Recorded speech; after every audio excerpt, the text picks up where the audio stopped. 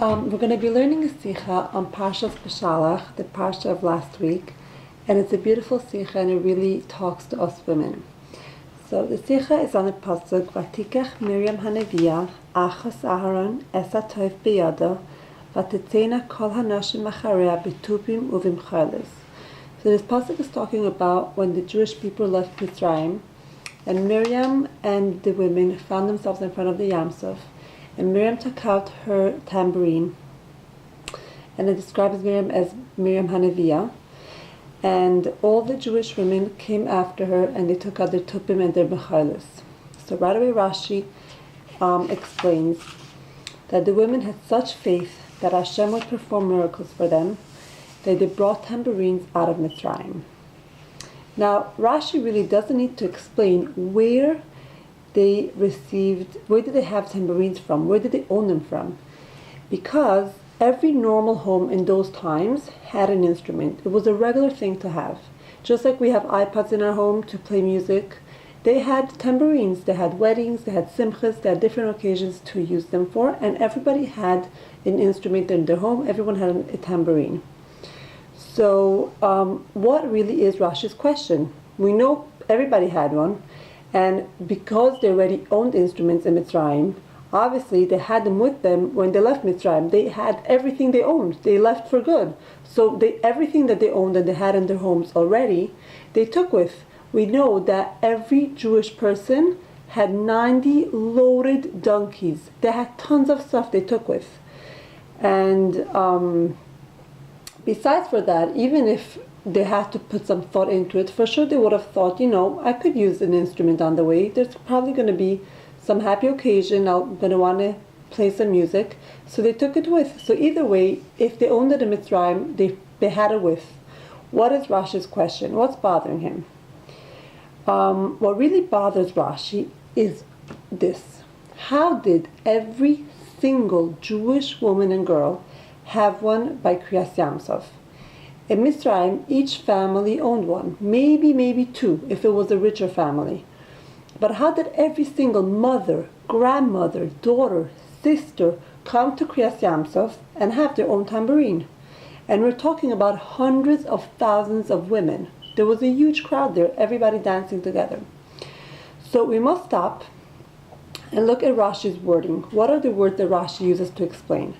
Rashi says, the righteous women of that generation were sure that Hashem would perform miracles for them, and they took tambourines out of Mitzrayim.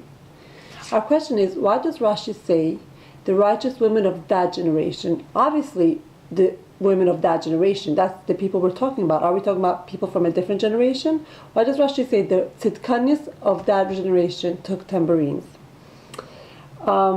So here, besides for the Sikha, the Rebbe goes a little bit off on a tangent and gives a beautiful side note insight on women, which I want to share. The tupim in Mitzrayim were used not only for happy occasions, not only for weddings and simchas where they would play music, but they were also used in their homes. And they would take the tupim and they would use them as like music makers, and they would like play lullabies for the kids when they would go to sleep.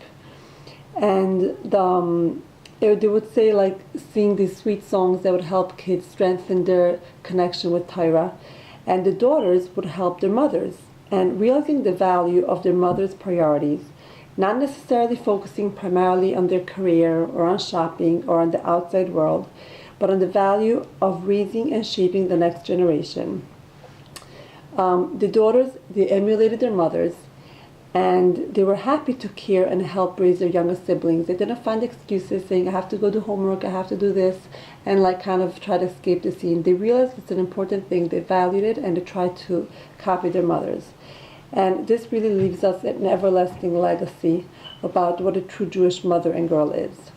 So now we're going to go back to Rashi, and we're going to see why is it that Rashi stresses the women of that generation. So we have to put ourselves a little bit in their shoes. These women were completely oppressed. They were under power with really the worst oppression ever. We imagine the concentration camps. That Mitzrayim, if we could say, was really even worse. They were being killed. Their kids were being used as bricks. They were being oppressed. They were being hurt. And even with that, in this very deep oppression, they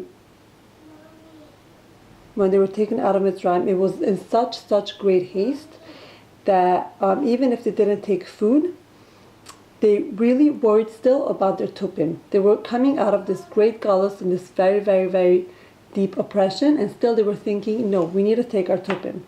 The women were not satisfied by just merely dancing along with other people's music, but they wanted to be actively a part of the dancing. They wanted to be actively part of the music. They wanted to be a part of it.